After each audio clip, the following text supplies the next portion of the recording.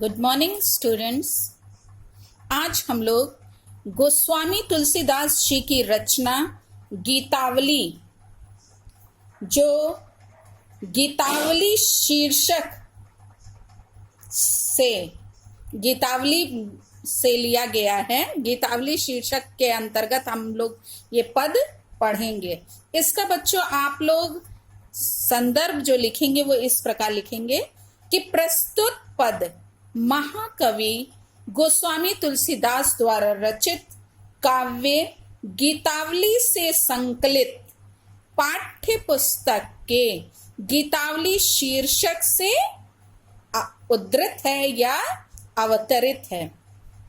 यह पद हमारी पाठ्य पुस्तक हिंदी के काव्य भाग में संग्रहित है। जो पे हो मातु मते मह हुए हो, तो जननी जग में या मुख की कहाँ कालिमा ध्वय हो। ये बच्चों इसमें प्रसंग देखिए क्या आप लिखेंगे। इसमें उस समय का वर्णन है जब कैकेयी के कारण राम जी को वनवास मिला। वे सीता और लक्ष्मण के साथ वन की ओर चले गए। ठीक है।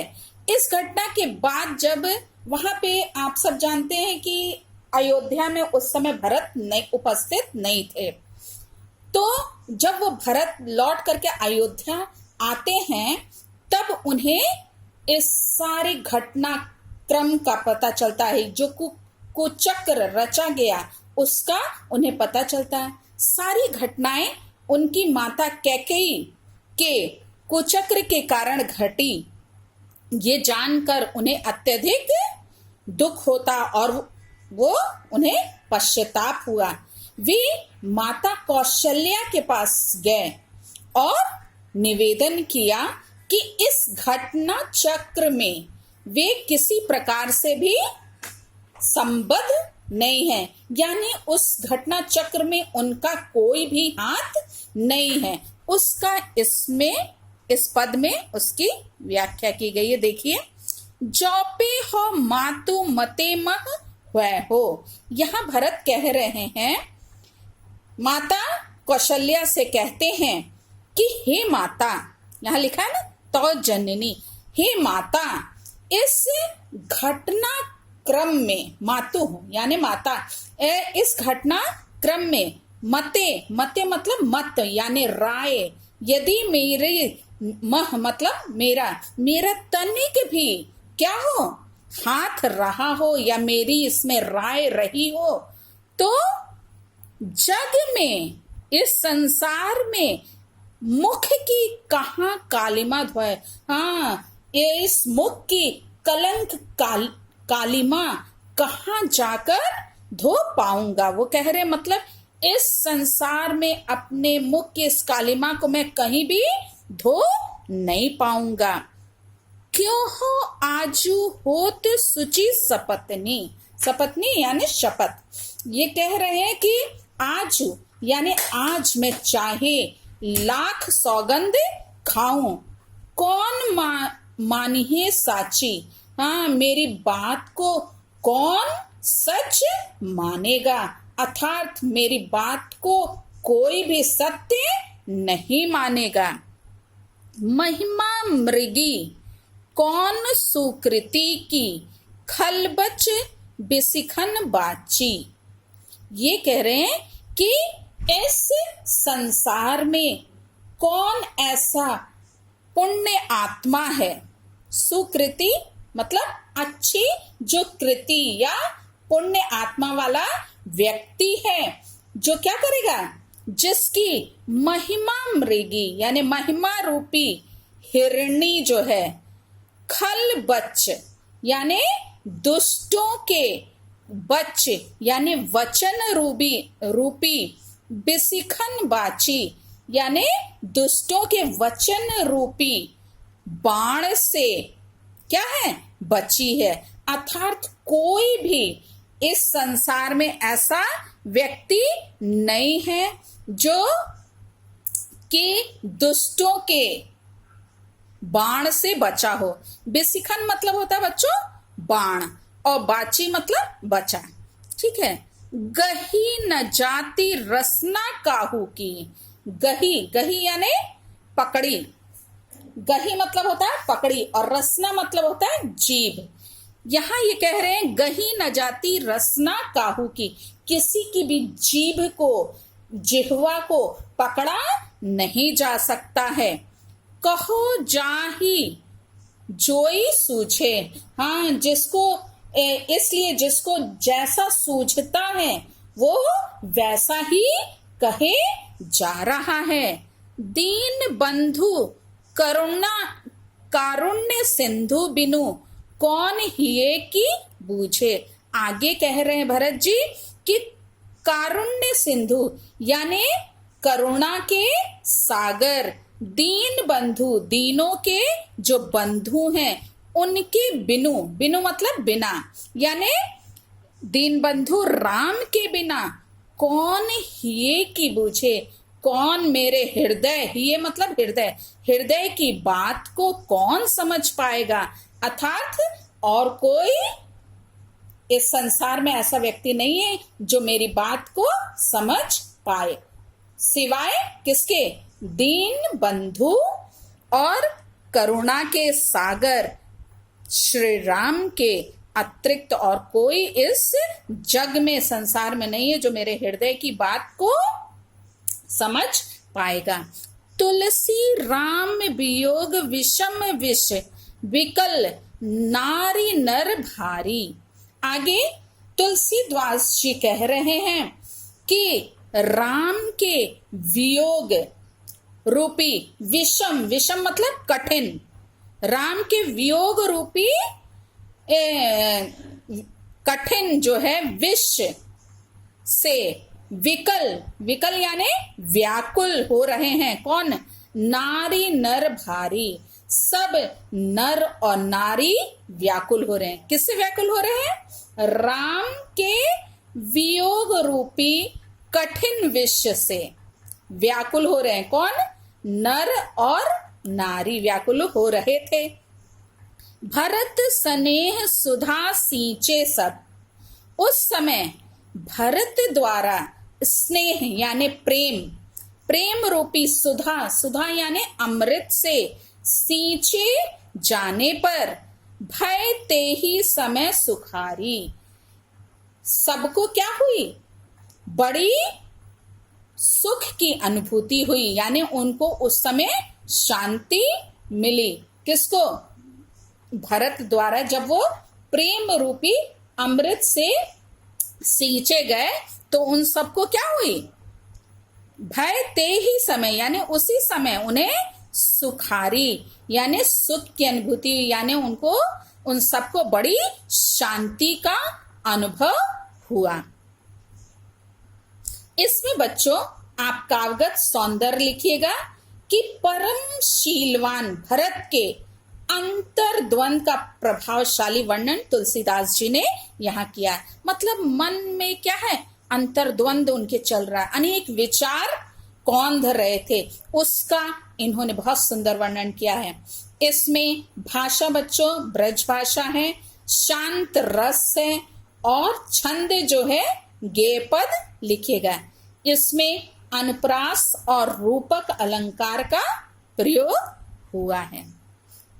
अब हम लोग अगले पद को देखेंगे। मेरो सब पुरुषारथ ठाको, विपत्ति बटावन बंधु बाहु बिनु करो भरोसो काको। बच्चों इसका भी संदर्भ हम लोग जैसे पहले लिखे थे वैसा ही रहेगा कि गीतावली से ये लिया गया है और गीतावली शीर्षक के ही अंतर्गत ये पद क्या है, शीर्षक से ये उद्धृत है। इन पंक्तियों में बच्चों लंका युद्ध के समय, जब लंका में युद्ध हो रहा था, युद्ध के समय लक्ष्मण के मेघनाद शक्ति लग जाने पर श्री राम के विलाप और उनकी मार्मिक दशा का चित्रण हुआ है।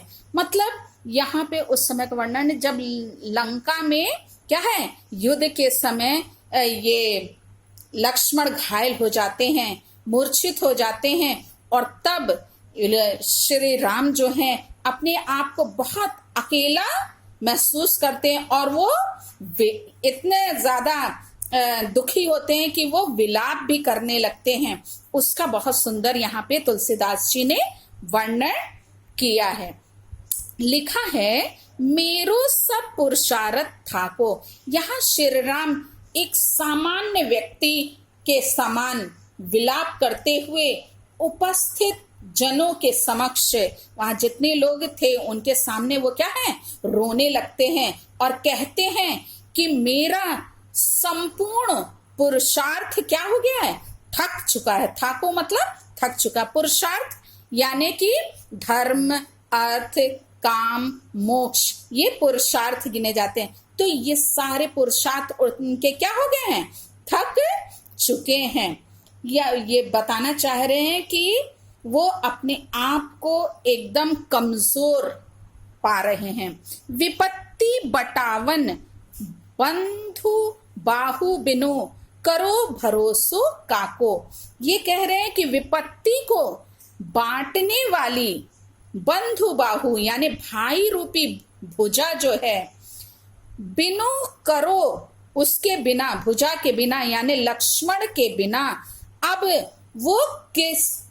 वो कह रहे हैं कि अब मैं किस पर विश्वास करूं, भरोसा किस पर करूं। इसका यहाँ पे सुंदर वर्णन किया है कि किस प्रकार से राम एकदम अपने आप को अकेला महसूस कर रहे हैं। सुनो सुग्रीव साचेहु मुंह पर फेरियो बदन विधाता। आगे वो क्या कह रहे हैं, वे सुग्रीव को, राम जी जो हैं सुग्रीव को संबोधित करते हुए कहते हैं कि विधाता ने यानी ब्रह्मा ने क्या किया है,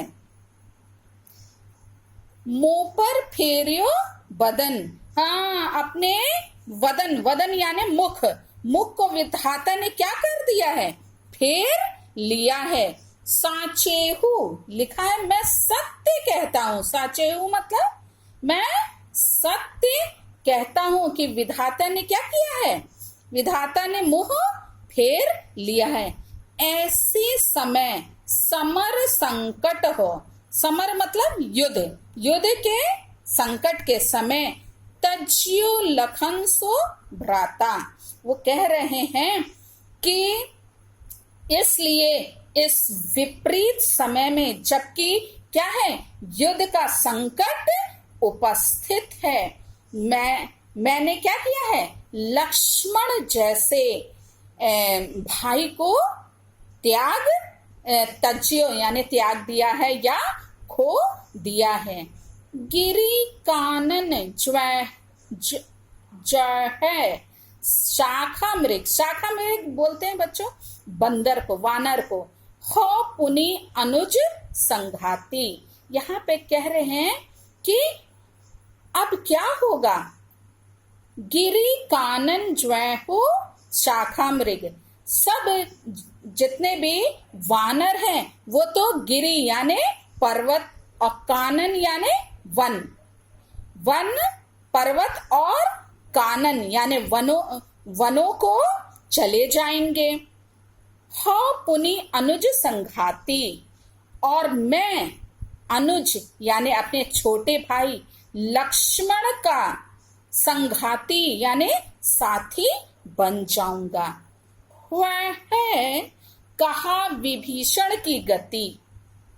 ये कह रहे हैं, यहाँ पे बताने क्या चाह रहे हैं, संघाती यानी साथी बन जाऊंगा मतलब अर्थात मेरी भी क्या हो जाएगी, मृत्यु हो जाएगी। वो उनको मूर्छित देखते ना तो सोचते क्या है कि अब उनकी क्या हो गई है, अब उनकी मृत्यु हो गई और मैं भी उसका ही साथी बन जाऊंगा, मैं भी मेरी भी मृत्यु हो जाएगी। लेकिन आगे क्या लिख रहे हैं, हो कहा विभीषण की गति, रही सोच भरी छाती। हाँ, ये कह रहे हैं कि यह सोच कर मेरी छाती जो है वो भर आती है। क्यों उनकी छाती क्या सोच करके भर आती है कि अब विभीषण की गति, यानी अब उस विभीषण का क्या होगा जिसे मैंने क्या किया था, राजा बनाने का वचन दिया था। ये बताना चाह रहे हैं कि विभीषण ने उनको राजा बनाने का वचन दिया था और जब वो खुद ही मृत्यु को प्राप्त हो जाएंगे तो फिर मेरा वो वचन कैसे पूरा होगा। ये सोचकर उनकी छाती क्या हो जा रही है, भर भर आती है। लिखे हैं कि कह रहे हैं कि मेरी छाती भर आती। तुलसी सुनी प्रभु वचन, भालू कपि सकल विकल हिये हारे। यहाँ पे तुलसीदास जी, गोस्वामी तुलसीदास जी कहते हैं कि प्रभु वचन यानी प्रभु श्री राम के इस करुण वचन को सुनकर भालू कपि यानी सारे भालू और कपि यानी जो वानर हैं, सकल सकल मतलब संपूर्ण, सभी सारे भालू और वानर जो हैं विकल हिये हारे, वो हृदय से दुखी हो गए, यानी विकल यानी बेचैन हो गए, दुखी हो गए। जामवंत हनुमंत बोली, तब जामवंत ने अवसर जानी प्रचारे, यानी अवसर को जानकर अवसर को पहचान कर हनुमंत बोली, हनुमान जी को बुलाया और उनसे विचार विमर्श किया, मतलब उनसे कुछ सलाह मशवरा किया, उनसे कुछ बोला, उसका यहाँ वर्णन है। तो बच्चों ये रही व्याख्या। अब हम लोग इसका काव्य सौंदर्य देखेंगे। उसमें आप लिखेंगे कि इसमें श्री राम जी के भातृ प्रेम, भाई के प्रति प्रेम और उनकी विरह जनित दशा का मार्मिक चित्रण तुलसीदास जी ने किया है। और इसमें भाषा आप सब जान रहे हैं कि ये ब्रज भाषा में लिखा गया है। रस करुण रस लिखिएगा और अलंकार अनुप्रास है क्योंकि वर्णों की आवृत्ति हुई है और रूपक अलंकार का भी है। और आप लिखिएगा छंद ये है गे पद। हृदय घाव मेरे पीर रघुबीर, पाई संजीवनी जागी कहत यो प्रेम पुलकी बिसराए शरीरे। इन पंक्तियों में बच्चों आप प्रसंग लिखिएगा कि इन पंक्तियों में गोस्वामी तुलसीदास जी ने मूर्छा से जागे लक्ष्मण के मनोभावों का वर्णन किया है। जब सभी लोग संजीवनी बूटी प्राप्त करके चैतन्य हुए, लक्ष्मण से उनके कष्ट के विषय में पूछते हैं, उनके दर्द के विषय में, उनकी पीड़ा के विषय में पूछते हैं, तो वे कहते हैं कि क्या कहते हैं, हृदय घाव मेरे पीर रघुवीरे। वो कहते हैं कि मेरे हृदय में तो केवल क्या है, घाव, मेरे हृदय में केवल घाव हुआ है, लेकिन पीर यानी पीड़ा, उसकी पीड़ा तो रघुवीरे यानी श्री राम के हृदय में है। वो बताना चाह रहे हैं कि घाव तो हमें हुआ लेकिन पीड़ा उसके दर्द किसको हुआ है, श्री राम के हृदय में है। पाई संजीवनी जागी कहतियों, प्रेम पुलकी बिसराए शरीरे। राम के प्रेम में पुलकित हुए, राम के प्रेम में पुलकित हुए उन्होंने अपने शरीर की बिसराए मतलब अपने शरीर की सुध बुध उन्होंने भुला दी।